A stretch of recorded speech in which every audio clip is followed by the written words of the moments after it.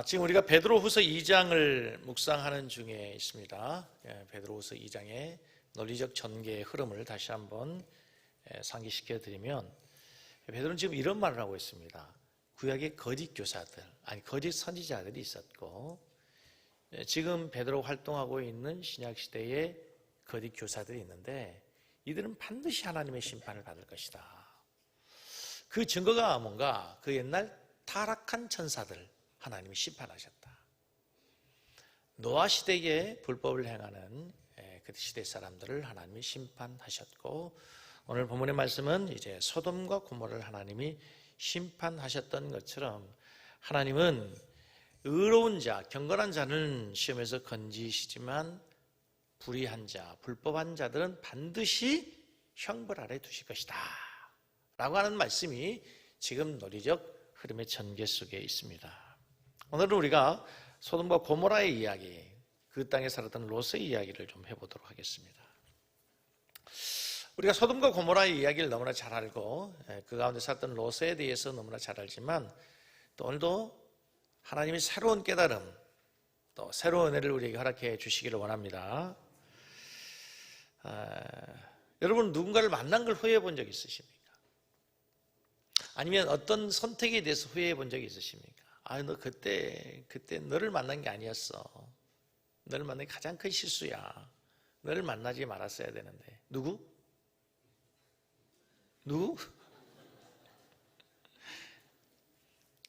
부부들, 또 연인들, 사이 좋지 않는 부부, 서로에게 정말 질릴 대로 질린 연인들이 하는 그런 한탄스러운 이야기죠.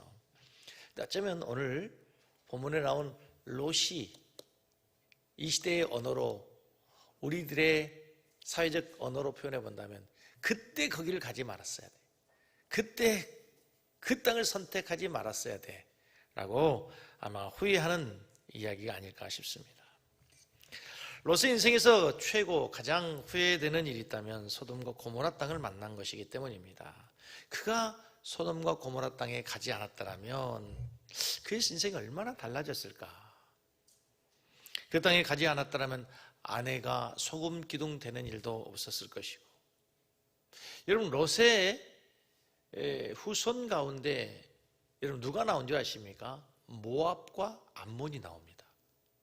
성경 읽다 보면은 하나님께서 가장 싫어하시고 이스라엘 백성들을 가장 괴롭게 하는 가시와 같은 존재가 모압과 암몬입니다. 그래서 선지서에 보면 늘 하나님이 심판하시겠다고 심판의 대상으로 언급한 게 모압과 암몬이에요. 근데 이 모압과 암몬이 어떻게 나온지 아십니까? 오늘 롯의 딸들과 근친상간에서 나온 자식들입니다. 그 땅에 가지 않았더라면 자식과 근친상간의 그 비극도 없었을 텐데, 이 모든 것의 시작이 소돔과 고모라를 만났기 때문이라는 거죠. 그래서 어쩌면 우리가 만약에 이 다음에 우리가 천국에 가서 롯 할아버지를 만날 기회가 있다면 물어보면 가장 후회되는 일이 무엇이었습니까? 어쩌면 그렇게 얘기해요. 내가 그때 소돔과 고모라를 만나지 않았더라면, 내가 소돔과 고모라를 선택하지 않았더라면 라고 이야기할 수 있을 것 같아요. 그러나 여러분, 사실 대부분의 만남들이 처음부터 그런 잘못된 만남은 아니에요. 처음부터 그런 만남은 아니에요. 처음엔 뜨거운 만남이에요. 사랑의 만남이고 정말 불같은 사랑으로 만나잖아요. 누가 억지로 그 땅에 가라고 했던 거 아닙니다. 소돔과 고모라를 롯이 억지로 간 게 아니에요. 강압에 의해서 간 게 아니고 자기가 좋아서 선택한 땅이었습니다. 자, 롯이 어떤 사람인가 먼저 알 필요가 있죠. 롯은 누굽니까? 아브라함의 조카였습니다. 하나님이 아브라함에게 명령했습니다. 너의 본토 친척 아버지 집을 떠나라. 근데 롯이 온전하게 순종하지 못했어요. 그의 조카 롯을 데리고 갔어요. 왜 데리고 갔을까? 많은 학자들이 생각합니다. 그때 당시에 아브라함에게 자식이 있어요, 없어요? 없었습니다. 어쩌면 그 조카 롯이라도 데리고 가서 혹시라도 모를 자기의 후계자로 생각했을지도 몰라요. 성경 그것에 대해서 언급하지 않지만 아무튼 이 롯과 함께 가나안의 여정을 시작합니다. 하나님 복을 주십니다. 아브라함의 소유도 많아집니다. 양떼들이 많아지고 짐승이 많아집니다. 롯의 소유도 더불어서 날마다 번성해 갑니다. 근데 문제는 이제 아브라함과 롯은 삼촌과 조카 사이이기 때문에, 혈육이기 때문에 이해하고 다 괜찮아요. 그냥 넘어갈 수 있어요. 서로 다투더라도. 그런데 이제 양떼를 직접 기르는 목자들은 양들에게 뭘 먹여야 되죠? 풀을 먹여야 되고 물을 먹여야 되는데, 그 한정된 풀밭에서 물을 서로 먹이기 위해서 다툼이 일어날 수밖에 없죠. 그래서 창세기 13장 6절 말씀에 보면은 이렇게 되어 있습니다.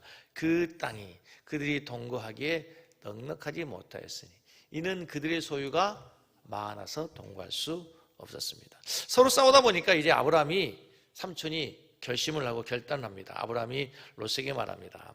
너와 나하고 친조가 아니야. 너와 나와 삼촌과 조카 사이에 이제 더 이상 싸우지 말자. 차라리 우리 갈라서자.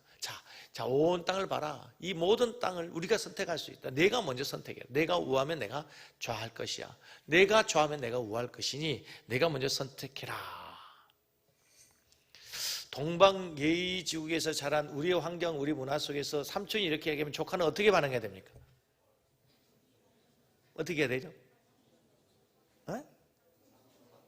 삼촌 먼저. 우리 옛날에 그 라면 선제, 형님 먼저, 라면 한 그릇 또 형님 먼저, 아우 먼저. 그렇죠? 찬물도 우아래가 있는데, 이 땅을 선택하는데 이 중요한 시간에, 결정한 시간에 롯이 한번 땅을 다 스캔해 보죠. 보니 기름지고 정말 목축업을 하기에 최고인 땅이 보이죠. 그 땅이 어디예요? 오늘 본문 말씀 13장 10절 말씀 보십시다. 이에 롯이 늘어 요단 지역을 바라본 즉 소알까지 온 땅의 물이 넉넉하니 여호와께서 소돔과 고모라를 멸하시기 전이었으므로 여호와의 동상 같고 애굽 땅과 같았더라. 그 땅이 어땠다고요? 여호와의 동상과 같고 애굽 땅과 같았더라. 최고의 풍요로운 땅, 가장 좋은 땅의 표현이 여호와의 동상 같고, 애굽 땅은 비옥한 땅이었어요. 애굽 땅은 물이 풍성한 곳이었어요. 애굽 땅과 같이 풍요를 가져다 줄 수 있는 땅처럼 보였답니다. 다시 말해 한눈에 반한 거죠. 소돔과 고모라가 보기에 아주 만족스러운 땅이었다는 것입니다. 사람들의 만남도 그러잖아요. 처음에 뜨거운 만남, 그렇죠? 처음에 보면 다 좋은 것만 보이잖아요. 처음 보면 장점은 보이잖아요. 단점은 보이잖아요. 장점만 보여요. 기쁜 마음으로 소돔과 고모라 땅을 향해 가기 시작하고, 그 땅에 가면서 롯은 쾌재를 불러서 이제는 우리말로 꽃길만 열릴 거야. 이 풍요로운 땅에서 행복할 거야. 고생 끝 행복 시작. 분명히 이 첫 만남은 매우 황홀했다니까요. 대단히 기대되는 만남이었어요. 축복의 만남처럼 보였어요. 마치 저 남자와 결혼하면, 저 여자와 결혼하면 내 인생이 앞으로 평생 행복할 것 같고, 그렇죠? 여자들이 그러잖아요. 남자들이 평생 손에 물 안 묻히게 해줄게. 진짜 물 안 묻히고 살 수 있을 것 같은 그런 희망 속에 이제 만남이 시작됐단 말입니다. 자, 그런데 소돔과 고모라의 실체가 나오게 되죠. 그 살다 보니까요, 웬걸요, 롯이 괴로워 살 수가 없습니다. 밖에서는 알지 못했는데 안에 들어가 보니까 알게 되는 모습이 장난이 아닙니다. 멀리서 볼 때는 보이지 않았어요. 그냥 누르로 겉으로만 볼 때는 보이지 않았는데 막상 들어가 보니 그 땅은 상상을 초월할 정도로 타락하고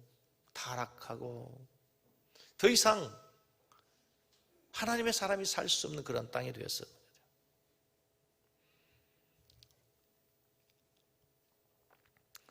소돔과 고모라를 안에 들어가 보니까 속이 썩을 대로 썩어서 문드러져 타락한 곳으로 하나님의 임박한 진노가 임할 수밖에 없는 곳이었단 말이죠. 자, 창세기 19장을 보면은요, 이 소돔과 고모라가 어떤 땅에 있는가 보면은요, 어느 날 하나님의 사자들이 롯의 집을 방문했습니다. 그러니까 하나님의 사자들, 천사들이 어디 아마 남자의 모습으로 나타난 것 같아요. 이 소식을 듣고 소돔과 고모라 사람들이 갑자기 롯의 집에 몰려들기 시작합니다. 창세기 19장 4절과 5절을 보시겠습니다. 같이 보겠습니다. 시작. 그들이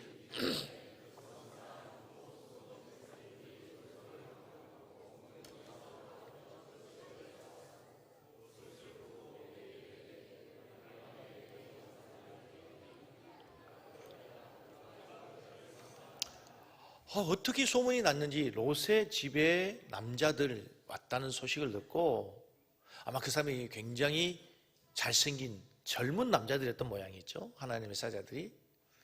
그 소식을 듣고 노소를 막노라고. 그러니까 남자들이 다 모여들기 갑자기 시작해요.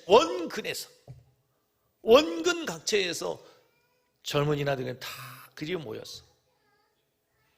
롯을 부르고 그에게 이르되 오늘 밤에 내게 온 사람들이 어디 있느냐 이끌어내라. 우리가 그들을 뭐하리라? 한번 띄워줘 보세요. 우리가 그들을 뭐하리라? 상관하라. 그런데 이 현대인의 성경의 번역에 보면 맨 마지막에 보면 우리가 강간하겠다 이렇게 되어 있습니다. 영어 성경을 보십시오. 영어 성경 갖고 계시면 보시면 거기에 우리가 그와 함께 섹스하리라 이렇게 되어 있습니다. 뭐 한 거죠? 동성연애가 이미 판을 치고 있었다. 동성연애가 완전히 그 도시에 문란하게 성행하고 있었다는 것입니다. 우리가 그들을 상관하리라, 그를 강간하리라, 그와 섹스하리라. 충격이죠. 어마어마한 타락한 도시. 겉으로 보기에는 여호와의 동산 같았다니까요. 애굽 땅과 같이 풍요를 줄 것 같았단 말이에요. 그런데 그 땅을 믿음으로 보니까, 그 땅의 실체를 보니까 대단히 영적으로 타락했어요. 이것을 미리 알았다면 얼마나 좋았을까요? 롯이 이 사실을 알고 뜨거 하고 얼른 그 땅에서 피신에 도망 나왔다면 어떻게 됐을까요? 여러분, 우리가 어떤 것에 대해서 잘못된 것을 알고 그것이 잘못이라는 것이 깨달아지면 어떻게 해야 됩니까? 돌이켜야죠. 나와야죠. 그런데 롯은 그 땅에서 이미 정착하고 말았어요. 근데요, 보십시오. 베드로후서 2장 7절과 8절 말씀 보면 이런 추잡한 일이, 이 더러운 일이 하루만 있었던 게 아니라는 거예요. 무법한 자들의 음란한 행실로 말미암아 고통당하는 의로운 롯을 건지셨으니 8절 이는 이 의인이 그들 중에서 가요 어떻게? 날마다 저 불법한 행실을 보고 날마다 이런 일이 있었어요. 날마다 성행하고 있었어요. 성경 단어 하나하나를 보면요 대단히 충격적이에요. 이런 엄청난 일들이 날마다 있었다는 거죠. 그래서 의로운 롯이 심령이 상했다. 고통 속에 고민하게 되었다. 마음이 아팠다는 거죠. 괴로웠다는 거죠. 그 땅에 가면은 여호와의 동산 같고 애굽 땅과 같아서 꽃길이 펼쳐지고 행복할 줄 알았는데 고통 속에서 괴로웠다는 거죠. 영적으로 눌리고 영적으로 누려야 되는데 여러분 영적으로 눌리는 삶이 됐어요. 영적으로 누려야 될 줄로 믿습니다. 영적으로 눌리면 안 돼요. 영적. 성경은 오늘 분명히 롯을 향해서 의로운 사람이라고 표현합니다. 그렇죠? 의로운 롯이라고 되어 있죠. 조금 전에. 그는 하나님과의 관계는 괜찮았다는 게 의롭다는 얘기는. 그는 신앙을 버린 것은 아니에요. 성경이 인정하고 하나님이 인정해 주는 것, 그는 의로운 사람이었어요. 그러나 창세기를 제가 설교하면서 준비하면서 창세기 롯에 대해서 좀 묵상하다가 보면서 이 사람은 정말 문제가 많은 사람. 지난주에 우리가 롯에 대해서 새롭게 해석한 노아처럼 롯은 새롭게 해석해 보면요 롯은 정말 문제가 많은 사람이에요. 몇 가지만 살펴보면 첫째는요 롯, 그는 의인은 맞는데 영향력, 존재감이 없는 사람이에요. 따라서 하겠습니다. 영향력과 존재감이 있어야 합니다. 여러분, 내가 살아있다고 하는 것은 뭐예요? 영향력을 미치게 되는 거예요. 내가 살아있다는 건 뭐예요? 나의 존재감이 있어야 되는 거예요. 그런데 이 사람은 지금 신앙을 갖고 있어요. 아브라함의 조카란 말입니다. 그는 그의 신앙은 지키고 있는데 딱 거기까지 자기의 신앙 지킨 것까지예요. 소돔과 고모라 주민들에게 그 지역의 사람들에게 어떤 영향력도 존재감도 없어요. 손님을 끌어내라고 하니까 롯이 나가서 사람들을 막아내면서 이런 악한 일을 하지 말라고 말립니다. 소돔과 고모라 주민들이 이런 반응을 보입니다. 형제여라고 롯이 불렀는데도 불구하고 너는 물러나라. 또 이르되 이제가 들어와서 거류하면서 우리의 법관이 되려 하는구나. 내가 무슨 상관인데 내가 지금 감히 어디서 우리에게 라고 하면서 롯의 말이 들어가질 않는단 말입니다. 존재감도 영향력도 없는 거죠. 무슨 말? 주민들에게 그 지역 사람들이 인정받지 못하는 사람이에요. 문제는 가족들에게 마찬가지입니다. 자, 하나님께서 하나님의 사자가 분명히 말씀하십니다. 이 땅을 멸할 것이니 이 성을 멸할 것이니 빨리 탈출해라. 하나님의 임박한 심판이 임했다라고 하나님께서 롯에게 말씀한 가족에게 얘기합니다. 빨리 도망가야 된다고 얘기합니다. 사위들이 보인 반응 어떻습니까? 19장 14절 보시면 롯이 나가서 그 딸들과 결혼할 사위들에게 말하여 이르기를 여호와께서 이 성을 멸하실 터이니 너희는 일어나 이곳에서 떠나라 하되 그의 사위들은 뭐라고요? 자, 여러분, 장인과 사위 가운데 사이에 농담할 수 있죠. 그렇죠? 농담할 수 있습니다. 그러나 지금 이 상황의 분위기를 보면 롯이 말하는 그 억양과 표정이 농담할 분위기는 아니겠죠. 지금 그가 임박한 진노, 하나님의 심판을 얘기하면서 농담조로 이야기하지 않았을 거예요. 시급하고 다급하고 안타까운 마음으로 빨리 떠나야 된다고, 곧 하나님의 임재가, 하나님의 심판이 임할 것이라고 누가 들어도 지금 농담할 상황은 아니잖아요. 그런데 사위가 장인의 말을 뭘로 들었다? 농담으로 얘기했다는 거예요.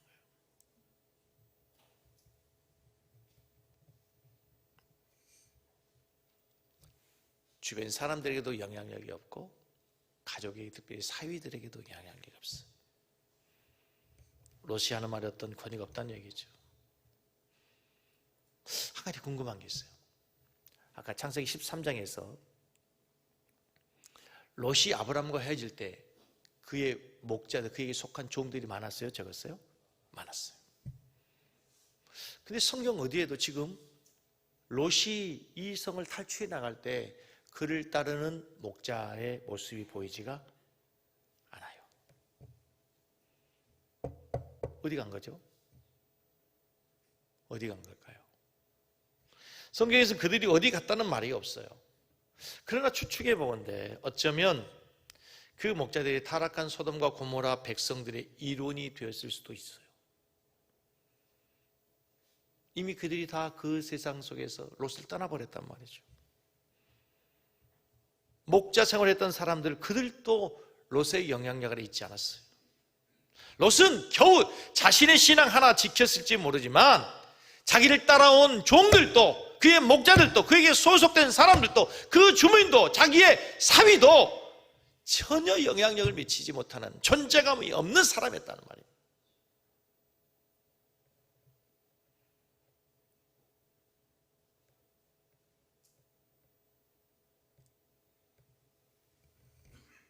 너무 안타깝지 않습니까, 여러분?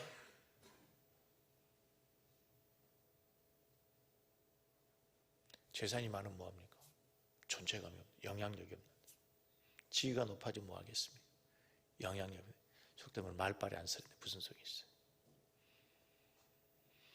더 큰 문제는요, 자신도 모르게 조금씩 새 속에 물들어 갔다는 거죠. 롯이 자기 집에 온 하나님의 사자들을 내어놓으라고 남자들을 강간하게 또 말하는 사람들에게 하는 이야기를 한번 들어보십시오. 19장 7절과 8절입니다. 자, 이르되 청하노니 내 형제들아, 이런 낙을 행하지 말라. 내게 남자를 가까이 하지 아니한 누가 있다고요? 두 딸이 너라. 여기까지는 괜찮아. 그 다음에 청하건대 내가 그들을 너에게로 이끌어내리니 너희 눈에 좋을 대로 그들에게 행해라. 눈을 의심하게 하는. 저는 이 본문을 다시 보고 다시 보면서 도대체 이 설교를 어떻게 하지? 이 롯의 행위를 어떻게 설명하지? 아니, 자기 딸을 내어주겠다, 자기 딸을.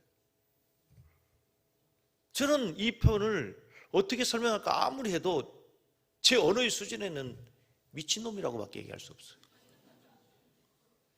제 언어의 수준으로는 미친놈이죠, 미친놈. 아니, 자기 딸을 보호하고, 모든 동물들은 자기가 죽어가면서 자기 새끼를 보호하잖아요. 가시고 얘기하지 않고요. 암탉들도요, 자기 병아리를 먹으려고, 새끼를 보호하려고, 모든 동물은 본능적으로 자기 몸을 던져서 새끼를 보호해요. 그런데 이 미친놈이에요. 자기 딸들을 내주겠다는 거예요. 딸들을. 어? 그런데 도대체 이런 생각이 어디서 온 거예요? 소돔과 고모라 땅에 살다 보니까 늘상 보던 장면 때문에 자기도 모르게 롯의 생각이, 그런 생각이 일상화 보편화 돼버린 거예요. 이 말을 들은 사람도 놀라지 않아요.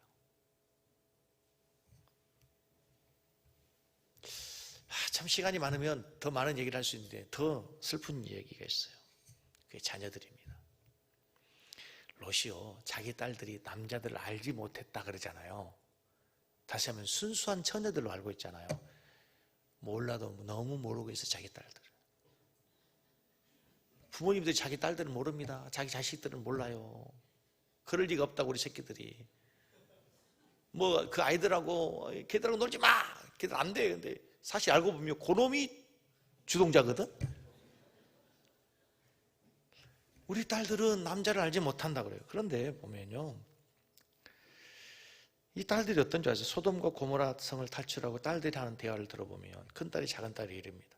우리 아버지는 늙었고 온 세상의 도리를 따라 우리에게 배필된 사람이 이 땅에 없으니 우리가 아버지에게 술을 마시고 동침하여 이 남자를 모르는 딸들이 할 수 있는 대화예요? 아버지에게 술을 먹여서 우리가 동침하자, 이걸 남자를 모르는 순수한 처녀가 할 수 있는 상상, 생각, 말이에요? 몰라도 너무 모르는 거예요.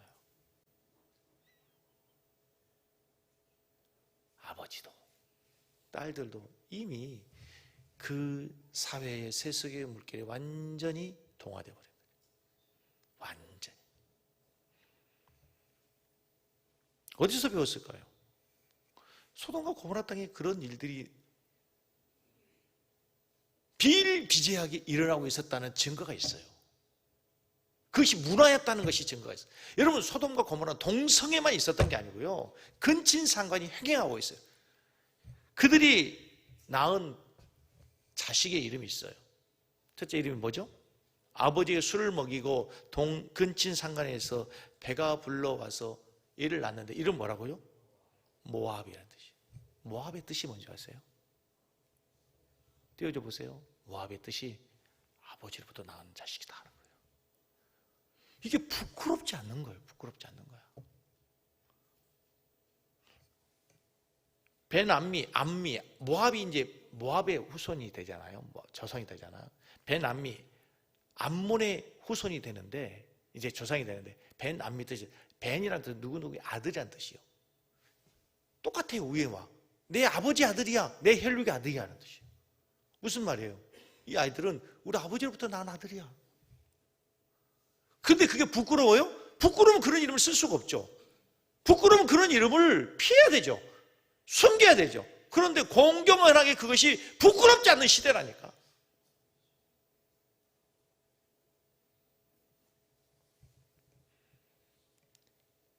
아들의 이름을 부를 때마다 이 아들은 내 아버지로부터 났어요. 내 아버지 아들이에요. 내 아버지로부터 내가 낳은 아들이에요.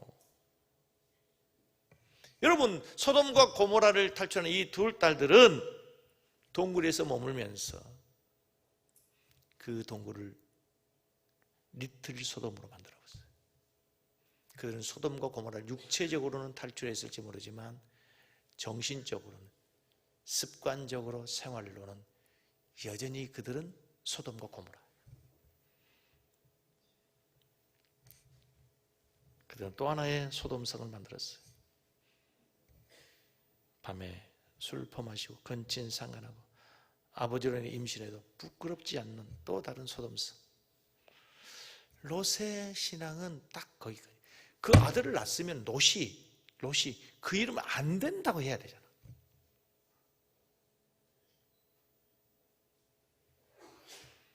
어떤 영향력도 존재감도 없었고요. 자기의 생각도 자기의 자녀도 완전 세속화 되어버린 거죠. 여기서 우리는 대단히 중요한 자녀 교육의 교훈을 하나 받게 돼요.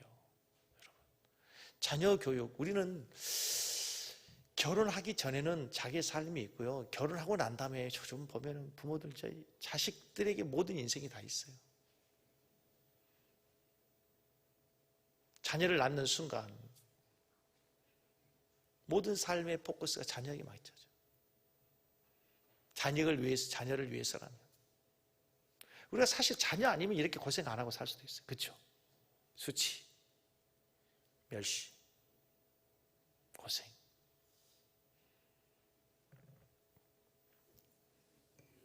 여러분, 우리 자녀를 잘 키우는 게 뭡니까? 환경의 중요성을 이미 너무 잘 알고 있었어요. 여러분, 자식 잘 키운 게요, 좋은 거 먹이고 좋은 거 입히고, 물론 잘 입히고 잘 먹이고 해야죠. 근데 우리나라는 이 정도 먹고 살면 됐어요. 그렇잖아요. 저에게 점심시간에 이제 가끔 식사할 때, 아니면 가끔 저에게 이렇게 식사를 대접하겠다는 분들이 물어보는 말 중에 제일 어려운 말이 있어요. 뭐 드시겠어요? 어려워요. 아무거나 메뉴는 없거든. 아무거나는 없어요. 어려워요. 여러분도 마찬가지죠. 집에서 통닭 시켜 먹을 때 통닭을 과연 시켜 먹어야 될까 말아야 될까, 이거 먹으면 큰일 나는데, 그런 사람들도 있을 수 있지만 대부분 그거 없잖아요. 통닭 하나 먹을 때 이제 엄마는, 아빠는 양념, 딸은 후라이드, 엄마는 반반. 어려워요. 그런 시대예요. 우리가 어릴 때는요, 옷을 입을 게 있냐 없냐 이게 문제였어요. 형님 걸 안 입는다 그러고, 엄마는 형님 거 입으라 그러고, 김종기 집사는 안 입는다 그러고, 엄마는 형님 거라도 입으라 그런다고. 우리는 그랬어요. 동생이 형 거 다 교복 물려 입고 그렇게 하고 공부했잖아요. 지금 요즘 아이들은 옷이 있냐 없냐, 무슨 브랜드를 입냐, 그런 고민이잖아요.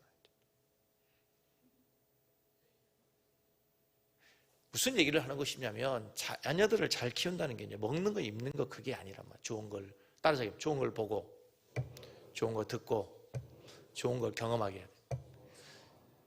우리 자녀들을 생각해 보면요, 심각합니다. 아이들 걔들이 늘 말씀하냐, 핸드폰 유신에 사로잡혀가지고 걷기 시작하고 애들이 말하기 시작하면 핸드폰 봅니다.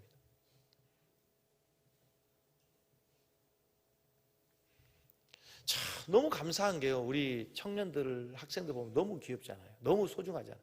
청년들이 청년 예배 리스토리로 와서 준비하고, 우리 학생들이 와서 찬양팀 준비하고.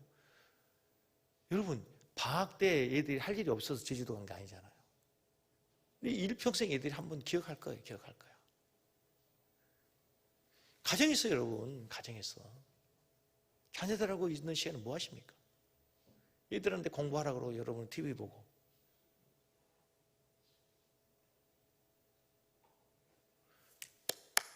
중요한 건 우리 자녀들에게, 여러분, 무엇을 보게 하는, 무엇에 많이 노출되느냐, 생각을 지배하는 거잖아요. 여러분의 말이, 여러분의 행동이. 저는 진짜 이 설교를 준비하면서 무섭다. 원래 롯이 그런 사람이 아니잖아요. 어쩌다 이렇게 됐습니까? 자기 딸들을 내어주고, 딸들은 아버지와 근친 상관하고도 부끄러워하지 않고. 문화예요, 문화. 지금 우리나라 한국교회가 동성애에 대해서 지금 정말 생명 걸고 지금 다투고 막고 있는데, 여러분, 며칠 전에 서울 모 법원에서 성전환 수술을 하지 않아도 성전환이 허가됐다는 거죠. 그거 맞는가요? 관심이 없으시군요. 네. 아니, 남성인데 성전환 수술하는 여자가 되겠다 하면 해주겠다는 거예요. 이제 소돔과 고모라 되는 거예요, 우리나라가.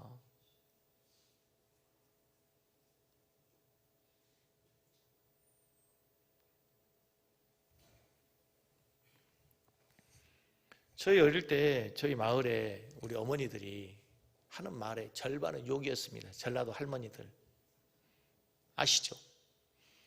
절반 욕이, 그건 욕이 아니죠. 뭐 아주 뭐 호리가 물갈 놈, 썩을 놈, 연병할 놈, 그거는 애칭이지. 뭐 아들이고 조카고 손자고 다 뭐.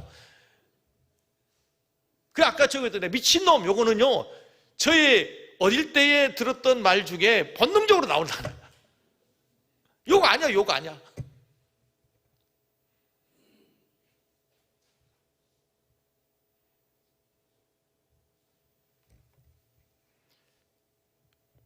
늘 신앙 안에서, 믿음 안에서 예배하고 찬양하고 기도하고 말씀 묵상한 아이들의 언어는 다르겠죠. 그나마 김종수 목사 이 정도 된 건 그래도 목사 돼서 성경 보고 설교하니까 이 정도지, 아니면 더 육두문자가 나왔었겠죠.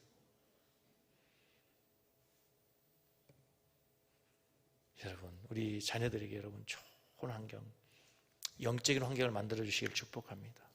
좋은 것을 보고 경험하게 해주시기 바랍니다. 영적인 습관, 영적인 환경을 만드는 게 얼마나 중요한지 모릅니다. 저 의인 한 사람이 살긴 했는데 어떤 영향력도 없었어요. 그래서 결국은 그 땅에 물들어버리고, 그 땅은 하나님의 심판으로 창세기 19장에 보면 완전 유황과 불을 비같이 소돔과 고모라에 대해서 완전히 멸망시켜버린단 말이죠.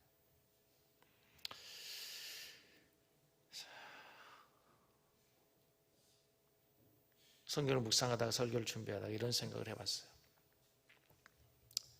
창세기 13장에서 아브라함과 롯이 서로 땅을 선택할 때 롯이 가나안 땅을 선택했고, 그래서 이제 아브라함은 어디로 가야 돼요? 그러면 소돔과 고모라로 갔겠죠. 소돔과 고모라로 아브라함이 갔으면 어땠을까? 뭐 성경에서는 그런 것에 대해서 언급도 없고 전혀 상상해 볼 수 없겠지만, 그러나 이 설교를 준비하면서 어쩌면 아브라함은 영향력 있는 사람, 존재감 있는 사람이어서 어쩌면 달랐을 수도 있겠다는 생각을 했어요.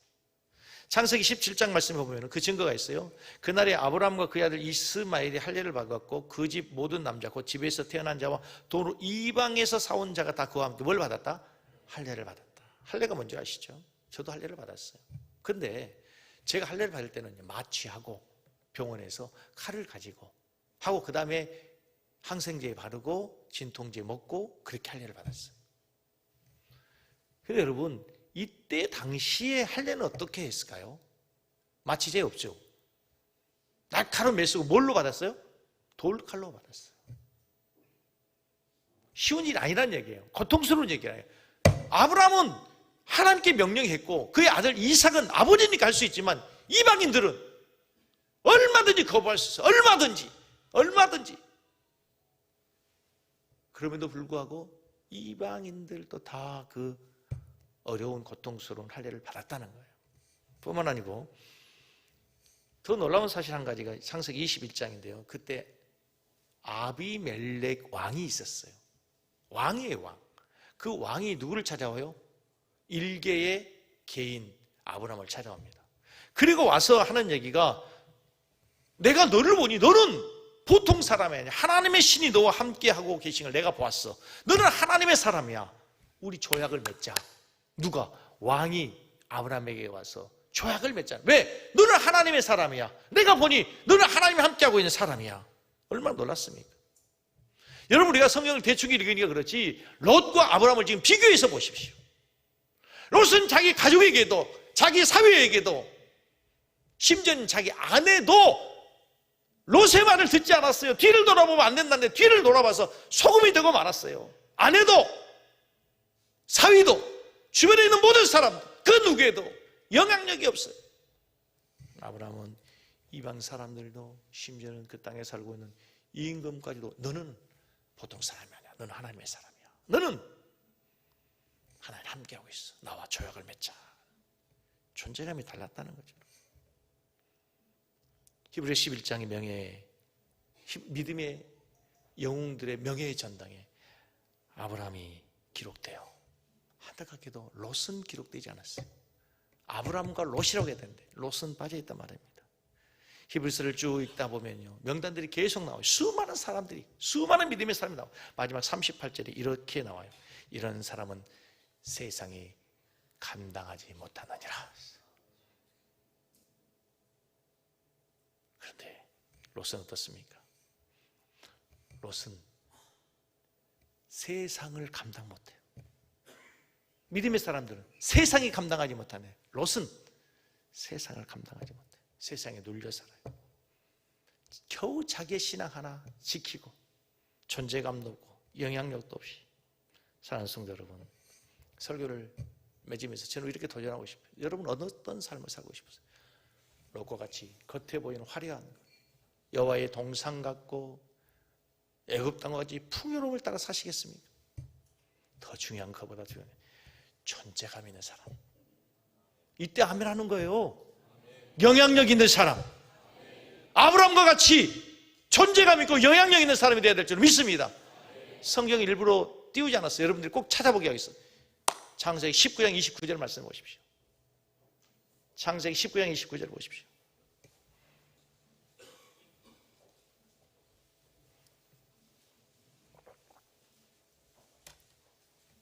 창세기 19장 29절 말씀 보십시오.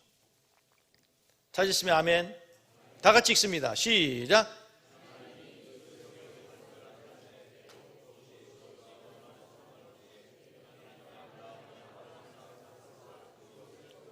롯이 구원받은 것은 누구 때문이라고요? 아브라함을 기억하사. 아브라함을 기억해서. 아브라함 때문에 롯이 구원을 받았다는 거예요. 아브라함을 기억하사. 하나님께서 여러분들을 기억하사 여러분의 가족을 구원해 주시기 축복합니다. 11월 19일 해피데이 전도, 이제 우리가 총력 전도회 갈 텐데 여러분을 생각하사 여러분의 아버지를, 여러분의 남편을, 여러분의 자식을 하나님이 구원해 주는 그런 영향력 있는 존재감 있는 사람이 되기를 주님의 이름으로 간절히 축복합니다. 할렐루야.